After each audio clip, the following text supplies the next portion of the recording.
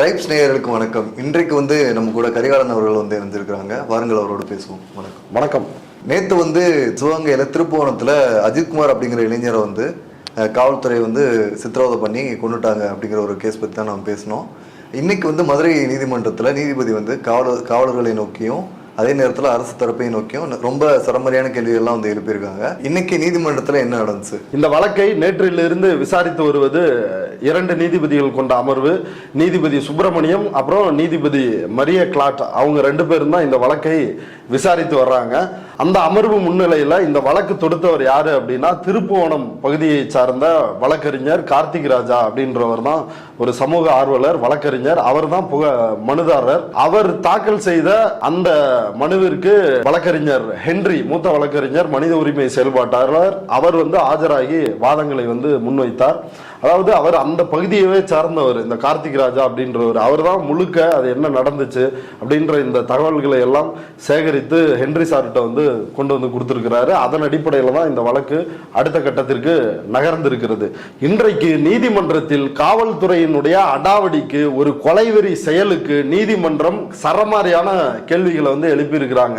எப்படியெல்லாம் டார்ச்சர் பண்ணி இருக்கிறாங்க அப்படின்றத இன்றைக்கு நீதிபதிகளே சொல்லிருக்கிறாங்க. இப்ப இந்த வழக்கை 2 நீதிபதிகள் கொண்ட அமர்வு, அதாவது நீதிபதி சுப்பிரமணியம் மற்றும் நீதிபதி மரிய கிளாட், இவங்க 2 பேரும் தான் அந்த வழக்கை விசாரிக்கிறாங்க. அதுல நீதிபதி சுப்பிரமணியம் இன்னைக்கு சரமாரியான கேள்விகளை கேட்டிருக்கிறாரு. அது சமூக வலைதளங்களில் இன்றைக்கு ஒரு பேசுபொருளா மாறி இருக்குது. What will be the actions of the policeman? The government, you always don't respect poor man's life. That is not there, not in the present case. Therefore, you are not answering our question till now. You have to answer. We will definitely answer. No ordinary constable will act. In a team will not act. I can understand. Some constable going somewhere, picking up quarrel, who is doing some theft, or beating some persons outside the duty hours. We can understand, Mr. Ajay. Yes. But we cannot understand a team of special team in a police vehicle going to a particular place, picking up a person, 2 days kept surrounding area, beaten him, and finally he is declared dead. Therefore, at whose direction the special team acted, even if you say, nobody has instructed. நம்ம ஏற்கனவே நேற்று செய்தி வெளியிட்டு இருந்தோம் 42 காயங்கள்னு. ஏன்னா அப்போ அங்க இருந்த அதுல வழக்கறிஞர்கள் தான் அந்த தகவலை நமக்கு கொடுத்தாங்க. இப்ப இன்றைக்கு நீதிமன்றத்தில் நீதிபதி அந்த போஸ்ட்மார்ட்டம் ரிப்போர்ட்டை பார்த்துட்டு 44 காயங்கள் இருக்குது அப்படின்றத வெளிப்படையா சொல்லிருக்கிறாரு. மிக கொடூரமான தாக்குதல் நடந்திருக்கிறத நீதிபதியே காட்டமான, ஏழைன்னா நீங்க அடிச்சு கொள்ளுவீங்களா, அவர் என்ன தீவிரவாதியா, எப்படி தனிப்படை அமைக்கலாம், இந்த தனிப்படை அமைப்பதற்கு உத்தரவிட்டது யார், இப்படி உடம்புல ஒரு இடம் விடாம அடிச்சிருக்கிறீங்களே, எப்படியெல்லாம் சித்திரவதை பண்ணீங்க அப்படின்ற கேள்வி எழுப்பி இருக்கிறாரு. அது மட்டும் இல்லாம பிரேத பரிசோதனை அறிக்கை, ஒரு இடைக்கால பிரேத பரிசோதனை அறிக்கையை தாக்கல் செய்யணும் அப்படின்னு சொல்லி கேட்டிருந்தாரு நீதிபதி. அதன் அடிப்படையில் ஒரு பிரேத பரிசோதனை அறிக்கை தாக்கல் செய்யப்படுது, அஜித்குமாரினுடைய போஸ்ட்மார்ட்டம் ரிப்போர்ட். அதை பார்த்து விட்டு இன்னும் காரசாரமான கேள்விகளை நீதிபதி கடுமையா அரசு தரப்புக்கு முன்வைத்தாரு. காவல்துறை தரப்பால இதற்கு எந்த பதிலையும் அரசு தரப்பால் சொல்ல முடியல. முழுக்க மழுப்பல். அப்புறம் ஒரு குறிப்பிட்ட நேரத்துக்கு பிறகு இந்த பிரச்சனையை அட்மிட் பண்ணிக்கிட்டாங்க.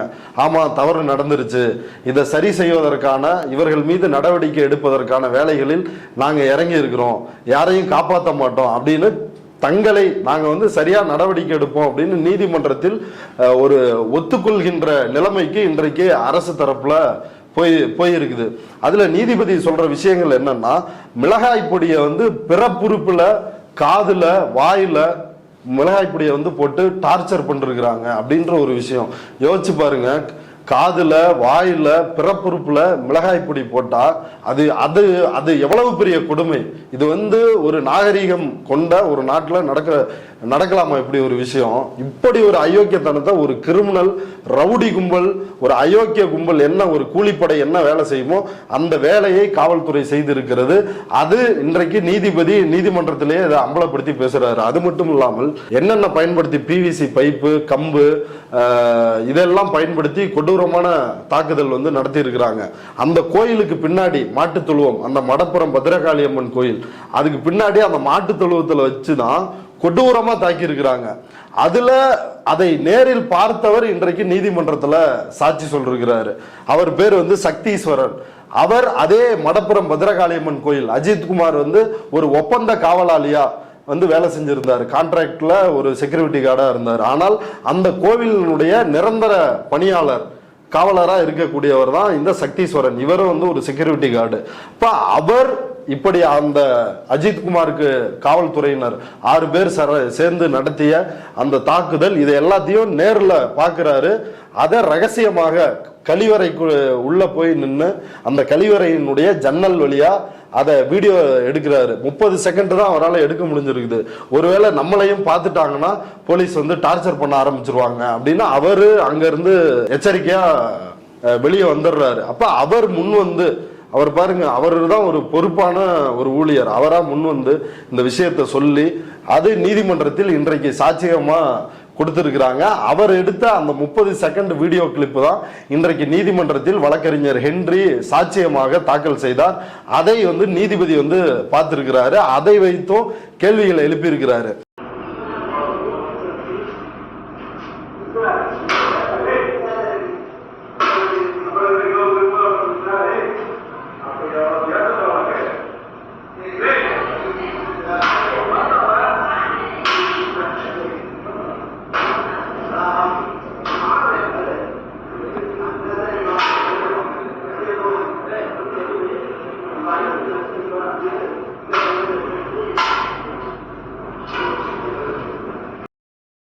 அதுல என்ன நடந்திருக்குதுன்னா, அந்த மாட்டு தொழுவத்துல வச்சு கொடூர உச்சகட்ட டார்ச்சர். அதுல பார்த்திருப்பீங்க, அந்த பிவிசி பைப்பை வச்சு அடி அடி அடின்னு போலீஸ் வந்து அடிக்கிறதா அந்த 30 செகண்ட் வீடியோ காட்சி. அதுல அந்த இடத்துல வந்து இப்ப அடிச்சு அந்த பைப்லாம் பிவிசி பைப்பு, இந்த அஜித்குமார் அடிச்சு உடஞ்சு கிடந்த பிவிசி பைப்பு, மிளகாய் பொடி, அங்க இருந்த ரத்த காயங்கள், கம்பு, அவர் அடிக்க பயன்படுத்திய கம்பு எல்லாம் அந்த இடத்துல கிடந்திருக்குது. அதை வந்து ஏடிஎஸ்பி சுகுமார் அப்படின்ற அதிகாரி போலீஸ் வந்து போய் ஒரு சாக்கு பையில அதை எல்லாத்தையும் அள்ளிட்டு வந்திருக்கிறாரு. அந்த தடயங்களை அழித்திருக்கிறார். இதை நீதிமன்றத்தில் கார்த்திக் ராஜா தரப்புல வந்து சொல்லிருக்கிறாங்க. ஹென்றி டிஃபென்ஸ் சார் வந்து சொல்லிருக்கிறாரு. அதையும் வந்து நீதிபதி வந்து கேள்வி எழுப்பி இருக்கிறாரு. அதாவது நீதிபதி எழுப்பிய இன்னொரு முக்கியமான விஷயம் என்னன்னா, இவங்க தாக்கல் பண்ணது காவல்துறை தரப்புல காவல்துறைக்கு உள்ள இருக்கிற சிசிடிவி காட்சிகளை தாக்கல் பண்ணிட்டாங்க. ஏன்னா இவங்க டார்ச்சரை காவல்துறைக்கு உள்ள வந்து காவல் நிலையத்திற்குள் வந்து நடத்தல. இவங்க டார்ச்சரை முழுக்க முழுக்க வெளியிடங்கள்ல வந்து நடத்துறாங்க. பல கண்மாய்களுக்கு வந்து கூட்டு போய் இங்க ஒளிச்சு வச்சிருக்கியா அப்படின்னா அடிச்சு குடும்பப்படுத்தி அங்க இருக்கான்னு வந்து டார்ச்சர் பண்றாங்க. தென்னந்தோப்புகள்ல கூட்டு போய் அங்க அடிச்சு டார்ச்சர் பண்றாங்க. அதற்கு பிறகு இந்த மாட்டு தொழுவம், அந்த மாட்டு தொழுவத்துக்கே அவர் வந்து இந்த கோயிலுக்கு பின்புறம் இருக்கிற பகுதி, அங்க ஏன் அவர் வந்து வராருன்னா, அங்க தென்னந்தோப்புல தனியா வந்து வச்சு அடிக்கிறாங்க. நம்மளை வந்து கொன்னுட்டா கூட யாருக்கும் தெரியாம போயிடும். அதனாலதான் வந்து அவர் அங்க போகணும்னு வந்து நினைச்சதா இப்ப அவர் விசாரிக்கும் பொழுது வழக்கறிஞர் கார்த்திக் ராஜா வந்து சொல்றாரு. இப்ப அதற்காகத்தான் அவரு இந்த கோயிலுக்கு போயிட்டா அங்க எல்லாரும் இருப்பாங்க. இப்ப யோசிச்சு பாருங்களேன், இவரை திருடன் அப்படின்னு ஒரு பட்டம் கட்டி அவரை சந்தேகத்தின் பேர்ல அடிச்சே கொண்டிருக்கிறாங்க காவல்துறை. ஒரு பகல், ஒரு இரவு, 27ஆம் தேதி இரவு, அடுத்து 28ஆம் தேதி பகல், சாயங்காலம் மாலை நேரத்துல அவர் வந்து இறந்துடுறாரு. இவங்க அடிச்ச அடியில கடைசியா வந்து மோஷன் போய் அப்படியே அங்க வந்து ஸ்பாட்லயே வந்து இறந்துடுறாரு. கோயிலுக்கு பின்னாடி அந்த விசாரணைக்கு காவலர்கள் கூட்டு போனப்ப நடந்து போனவர் வரும் பொழுது பாடியா வர்றாரு. அப்படி அவரை பிடிச்சதுல இருந்து அடி அடி அடின்னு அடிச்சு கொன்னுட்டு தான் காவல்துறை வந்து விட்டுருக்காங்க. அப்ப இந்த தாக்குதல் எல்லாமே பிளான் பண்ணி வெளியே நடக்குது. எதுவுமே சிசிடிவி காட்சியில பதிவாகாது. அந்த துணிச்சல்ல தான் நீதிமன்றத்துல காவல் நிலையத்திற்கு உள்ள இருக்கிற சிசிடிவி காட்சிகளை அங்க வந்து சிடியில தாக்கல் பண்றாங்க. ஆனா கோவிலில் என்ன நடக்குதுன்னா, அங்க இருக்கும்ல சிசிடிவி காட்சிகள், ஏன்னா அது இந்து சமய அறநிலையத்துறை கட்டுப்பாட்டிற்குள்ள இருக்கிற கோவில். இப்ப அங்க சிசிடிவி காட்சிகள் இருக்குது இல்ல, அந்த சிசிடிவி காட்சிகளை ஒரு நாளைக்கு முன்னதாகவே என்ன பண்ணிருக்கிறாங்கன்னா, எஸ்பி ஆசிஷ் ராவத் அவருக்கு கீழே இருக்கின்ற ஒரு அதிகாரி, சிறப்பு இதே மாதிரி தனிப்படையில் இருக்கின்ற ஸ்பெஷல் டீம்ல இருக்கிற ஒரு அதிகாரி, எஸ்ஐ ராமச்சந்திரன் அப்படின்ற அதிகாரி, அந்த அதிகாரி வந்து இந்த ஃபுட்டேஜ் எல்லாம் கலெக்ட் பண்ணிட்டு போறாரு. அது கேட்டதுக்கு அந்த காவல் ஈஓ உதவி ஆணையர் அவர்கிட்ட வந்து என்ன சொல்லிருக்காருன்னா, நாங்கள் எஸ்பி டீம்ல இருந்து வர்றோம், எஸ்பி தான் கலெக்ட் பண்ணிட்டு வர சொன்னாரு அப்படின்னு அவர்கிட்ட சொல்லிட்டு போயிருக்காரு. அவரு இதை நீதிமன்றத்தில் காவல் அந்த கோவிலினுடைய இந்து சமய அறநிலைத்துறை ஆணையர் அவர் இன்றைக்கு நீதிமன்றத்தில் இப்படி எஸ்ஐ ராமச்சந்திரன் தான் வந்து வாங்கிட்டு போனாரு, எஸ்ஐ பேரை சொல்லி தான் வாங்கிட்டு போனாரு, நான் ஒரு காப்பியை நீதிமன்றத்தில் தாக்கல் பண்றேன் அப்படின்னு அந்த காப்பியும் வந்து தாக்கல் பண்ணி இருக்கிறாரு. இப்போ அவர் வந்து தென்னந்தோப்பு இந்த மாதிரி இடங்கள்லாம் வந்து ஆள் நடமாட்டம் அதிகம் இல்லாத இடங்கள்ல வந்து வச்சு சித்திரவதை பண்ணதா சொல்றீங்க. அவர் வந்து ஒரு கூட்டமா இருக்கிற பிளேஸ்க்கு வந்து உங்களை கூட்டு போனா அங்கேயாவது நம்மளை யாராவது வந்து காப்பாத்திட மாட்டாங்களாங்கிற ஒரு நம்பிக்கையில தான் வந்து அங்கே கூட்டு போயிருப்பாரு. யாருமே வரலையா அவரை காப்பாற்ற? இப்போ இந்த விவகாரத்துல அடிப்படையா ஒன்று வந்து புரிஞ்சுக்கணும். போலீஸ் போய் இவரை அரெஸ்ட் பண்ணல, அஜித் குமாரை அரெஸ்ட் பண்ணி போலீஸ் ஸ்டேஷனுக்கு கூட்டு வரல. அவர்கிட்ட இப்படி தகவல் சொல்றாங்க, உங்க மேலதான் வந்து கம்ப்ளைண்ட் வந்து சொல்லிருக்கிறாங்க, திருப்புவனம் போலீஸ் ஸ்டேஷன்ல உன்னை விசாரிக்கணும்னு சொல்றாங்க அப்படின்னு அவர்கிட்ட தகவல் சொல்றாங்க. அப்ப அவர் அங்க கோயில் வேலை செய்கின்ற இன்னொரு ஊழியரோட சேர்ந்து, நான் தான் எந்த தப்பும் பண்ணலையே, நான் என்ன நகை எடுத்தேன்னா என்ன, நான் விசாரணைக்கு தயார், நான் வர்றேன் அப்படின்னு அவர் அப்படி திறந்த மனதோட வந்து விசாரணைக்கு நம்பி வந்திருக்கிறார். அது ஒரு முக்கியமான விஷயம். இன்னொன்னு என்னன்னா, அந்த கோவில்ல அதை வீடியோ ரெக்கார்ட் பண்ண ட்ரை பண்ணி இருக்கிறாங்க. தரிசனத்துக்கு போனவங்க, கோயில்ல இருக்கிறவங்க, அவங்கள எல்லாரையும் போலீஸ் வந்து மிரட்டி இருக்குது. மிரட்டி, நீ என்ன சாமி கும்பிட வந்தியா இல்ல வீடியோ எடுக்க வந்தியா, நீ உன் வேலையை பாரு அப்படின்னு அதை எல்லாமே பண்ணிருக்கிறாங்க. இந்த தனிப்படை இருக்குது இல்ல, இப்ப இந்த 6 பேர் கொண்ட இந்த கும்பல் இது ஏற்கனவே பல முறை அந்த திருப்போணம் அந்த ஏரியா முழுக்க ஒரு ரவுடி கும்பல் போல. ஒரு வழக்கறிஞர் வந்து சொன்னாரு என்னன்னா, ஒருத்தரை வந்து விசாரிக்கும் பொழுது நீ என்ன பெரிய ரவுடியா, இதுல தலைமை காவலர் கண்ணன் அவர் தலைமையில தான் இந்த 6 பேரும் செயல்பட்டு அஜித் குமாரை அடித்து கொள்றாங்க மேலதிகாரிகளுடைய உத்தரவின் பேர்ல. இது ஒரு கூட்டாக தான் நடந்திருக்குது. அப்போ இந்த தலைமை காவலர் கண்ணன் ஏற்கனவே போலீஸ் தாண்டா பெரிய ரவுடி, நீங்களாம் பெரிய ரவுடி இல்லை, நாங்கள் வச்சதாண்டா சட்டம் அப்படின்னு ஏற்கனவே அவர் இந்த மாதிரி பல முறை பேசி இருக்கிறார். அந்த திருப்புவனம் காவல் நிலையம் அங்க எல்லாத்துலயும் இவங்களோட டீமோட பிரச்சனைகள் இதை எல்லாத்தையுமே வலியுறுத்தி சொல்றாங்க அந்த பகுதி மக்கள். அங்க எப்பயுமே அட்ராசிட்டி அப்படின்றது அந்த போலீஸ் ஸ்டேஷன்ல இருந்துகிட்டே இருக்கும். இன்னைக்கு உச்சகட்டமாக ஒரு படுகொலையை அந்த காவலர்கள் வந்து நிகழ்த்தி இருக்கிறாங்க அப்படின்ற ஒரு விஷயத்த சொல்றாங்க. இப்ப இவங்களுக்கு வந்து நிறைய பேர் சாட்சி சொல்ல ரெடியா இருப்பாங்க, அந்த மாதிரி சாட்சியங்களை வந்து மிரட்டினாங்களா? ஆமா, இப்ப இதுல இந்த சக்தீஸ்வரன் அவரையே வந்து இந்த வழக்கில் சேர்ப்பதற்கான, அதாவது நகை திருடிய வழக்கிலையும் அவரை வந்து சேர்க்கணும், இந்த கொலை வழக்கிலையும் வந்து அவரை சேர்க்கணும் அப்படின்னு வந்து ட்ரை பண்ணி இருக்கிறாங்க. அவரை வந்து எப்படியாவது மடக்கிடணும், அவர் எடுத்துட்டாரு, தன்னோட செல்ல வந்து ரெக்கார்ட் பண்ணிட்டாரு அப்படின்றது வந்து போலீஸுக்கு தெரிஞ்சிருச்சு. எப்படியோ தெரிஞ்ச உடனே அவரை எப்படியாவது இந்த பொய் வழக்கில் வந்து சிக்க வைக்கணும் அப்படின்னு வந்து ட்ரை பண்ணிருக்கிறாங்க. ஆனா அவர் வந்து உறுதியா இருந்திருக்கிறாரு. இங்க வழக்கறிஞர்கள் துணையோட இன்னைக்கு நீதிமன்றத்தில் போய் சாட்சியமாவே சொல்லி இருக்கிறாரு. இதுல 5 காவலர்கள் வந்து கைது பண்ணிட்டாங்க.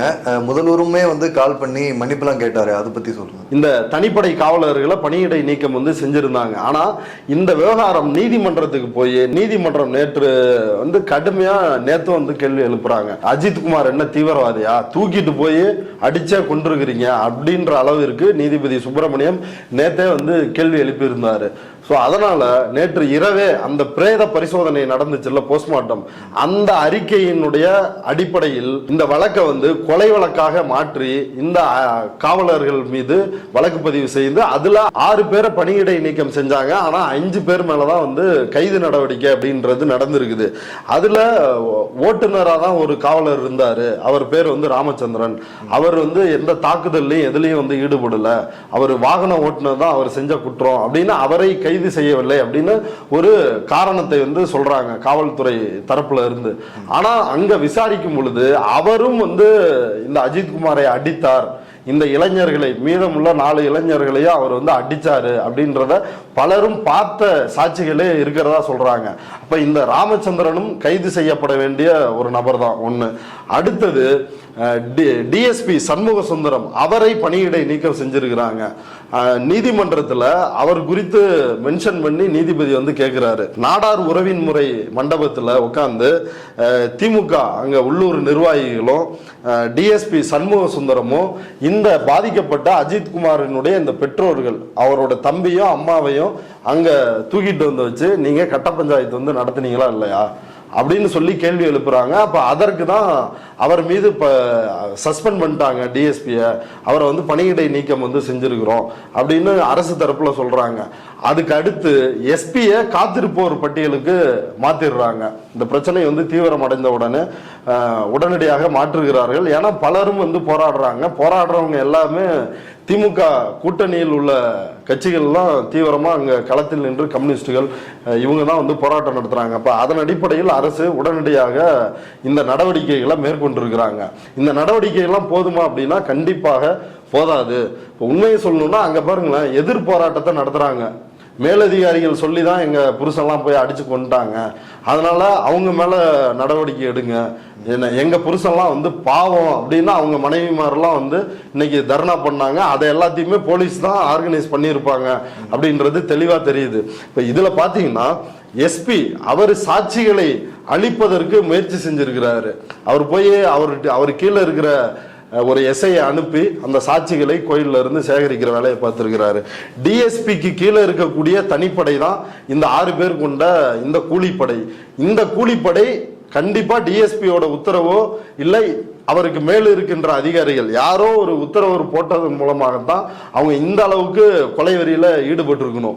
அப்ப டிஎஸ்பி மேலேயும் நடவடிக்கை எடுக்கணும், எஸ்பி மேலேயும் நடவடிக்கை எடுக்கணும். எஸ்பியை வெறுமனே காத்திருப்போர் பட்டியலுக்கு மாற்றுவது அப்படின்றது மட்டும் போதாது. அதே போல டிஎஸ்பியை பணியிடை நீக்கம் செய்யறது அப்படின்றது மட்டும் போதாது.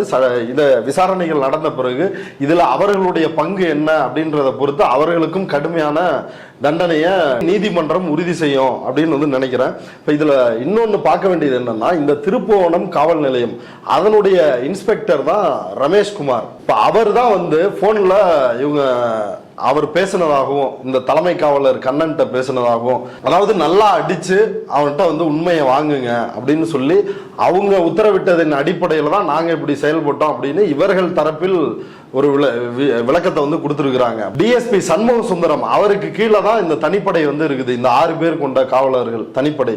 அந்த தனிப்படைக்கு யார் வந்து தலைமையா இருக்கிறாங்கன்னா பிரதாப் அப்படின்ற ஒரு எஸ்ஐ. அவரு அன்னைக்கு லீவு. அதனால இந்த தலைமை காவலர் கண்ணன் இவரே சார்ஜ் எடுத்துக்கிட்டு அங்க ஒவ்வொருத்தரும் இதை பண்ணலாம், நான் இப்படி அடிக்கிறேன் நீ இப்படி அடி அப்படின்னு கொடூரமாக இந்த நடவடிக்கையில் ஈடுபட்டு அவரை வந்து படுகொலை செஞ்சிருக்கிறாங்க. ரெண்டாவது இதற்கு காரணமாக திருப்புவனம் இன்ஸ்பெக்டரையும் காரணமாக சொல்லி இருக்கிறாங்க. அப்ப அவரையும் இந்த வழக்கில் கொண்டு வந்து அவர் மீது நடவடிக்கை எடுக்கணும் அப்படின்றதுதான் இதுல முக்கியமான விஷயமா இருக்குது.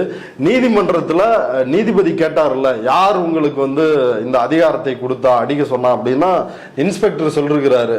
இன்னும் அந்த காவலர்களை விசாரிச்சாதான் தெரியும் டிஎஸ்பியும் சொன்னாரா எஸ்பியும் போன் பண்ணி சொன்னாரா. ஏன்னா ஃபர்ஸ்ட் வாய்மொழியா சொல்றாங்க, அப்புறம் ஒரு புகார் கொடுக்குறாங்க. அந்த புகாரின் அடிப்படையில் ஒரு சிஎஸ்ஆர் வந்து கொடுக்குறாங்க, புகார் போட்டதற்கான அத்தாச்சுன்னு.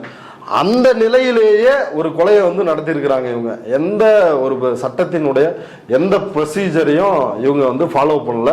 அதற்கு காரணம் இந்த அதிகாரிகள் கொண்ட கூட்டாக தான் இருக்கும். ஏன்னா இந்த சாட்சிகளை கலைப்பதற்கான வேலைகளிலும் அவங்க கூட்டாக சேர்ந்து ஈடுபட்டு இருக்கிறாங்க. இப்ப முதலமைச்சர் இன்றைக்கு அந்த குடும்பத்துக்கிட்ட வந்து மன்னிப்பு கேட்டிருக்கிறார்.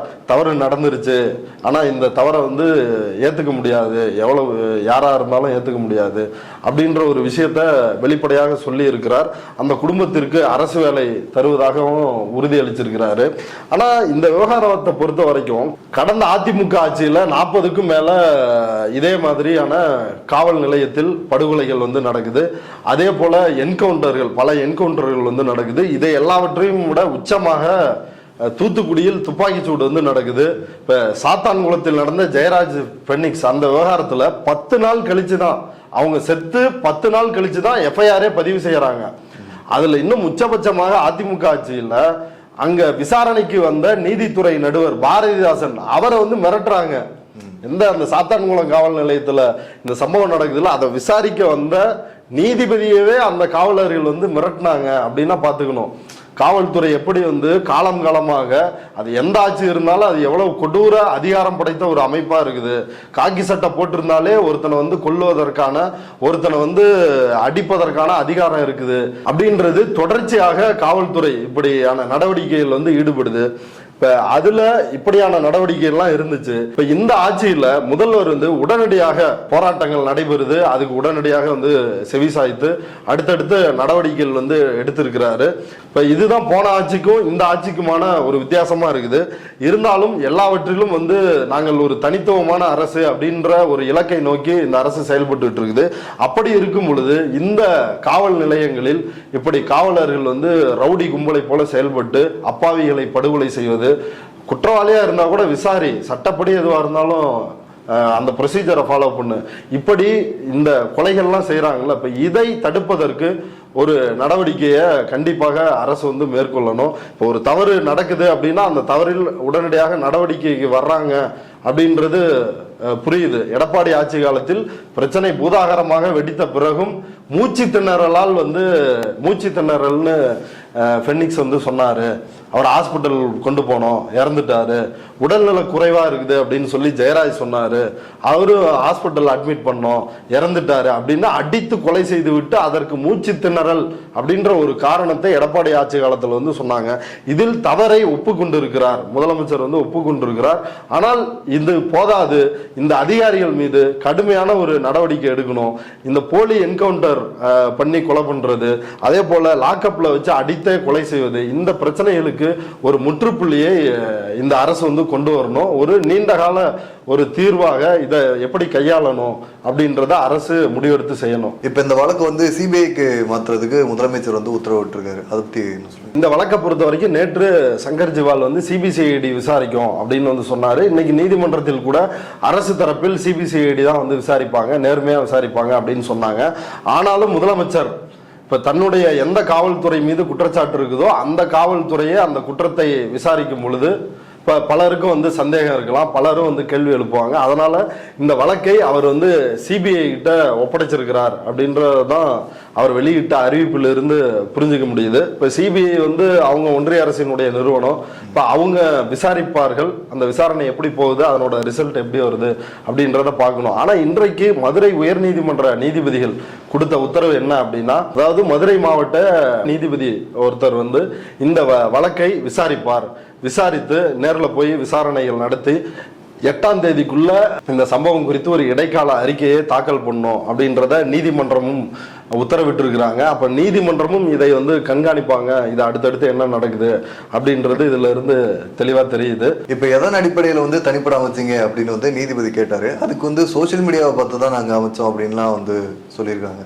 அதை பத்தி என்ன சொல்லுங்க? ஆமா, அதாவது நீதிபதி கேட்கிறாரு, இப்படி தனிப்படை வந்து இதை விசாரிக்கணும்னு உத்தரவிட்டது யார், என்ன அவ்வளவு பெரிய காரணம்? இப்போ இதில் வந்து ஒரு 9.5 பவுன் நகை, அதுக்கு என்ன அவ்வளவு வேகம், எதுக்கு வந்து இவ்வளவு தீவிரமாக ஒரு தனிப்படை அப்படின்னு கேட்குறாங்க.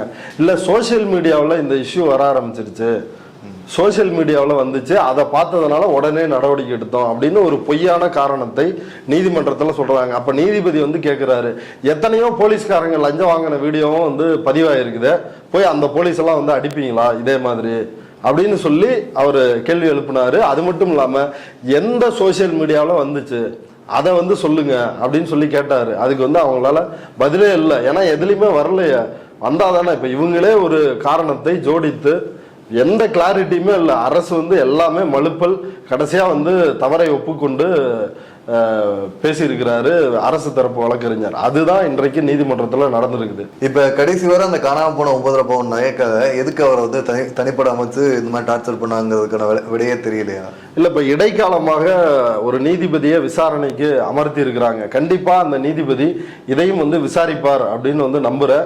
ஏன்னா ஒரு தனிப்படை அமைக்கின்ற அளவிற்கு ஒரு 9.5 பவுனுக்காக ஒரு டிஎஸ்பி, ஒரு எஸ்பி, இவங்க கீழே இருக்கின்ற ஒரு காவலர்கள் இயங்குறாங்க அப்படின்னா இப்போ அது யாருடைய உத்தரவின் பேர்ல அப்படின்றத அவர்கள் கண்டிப்பாக இது பண்ணுவாங்க. அந்த மதுரையை சார்ந்த, மதுரை திருமங்கலத்தை சார்ந்த சிவகாமி அம்மாள், அவருடைய மகள் நிகிதா, அவங்க வந்து டாக்டரா, அவங்க ஏதோ ஒரு அரசு தொடர்புகள் மூலமாக தான் வந்து இவ்வளோ இன்ஃப்ளூயன்ஸை வந்து பண்ணியிருக்கிறாங்க. கண்டிப்பாக இதை நீதிபதி விசாரிக்கணும். அதிகாரத்தை மிஸ்யூஸ் பண்ணது அப்பட்டமாக தெரியுது. அந்த நபர்கள் யாருன்னு அடையாளம் கண்டுபிடிச்சு அவர்கள் மேலேயும் நடவடிக்கை எடுக்கணும். இந்த விவகாரம் குறித்து நிறைய தகவல்கள் பகிர்ந்துட்டீங்க, ரொம்ப நன்றி. நன்றி.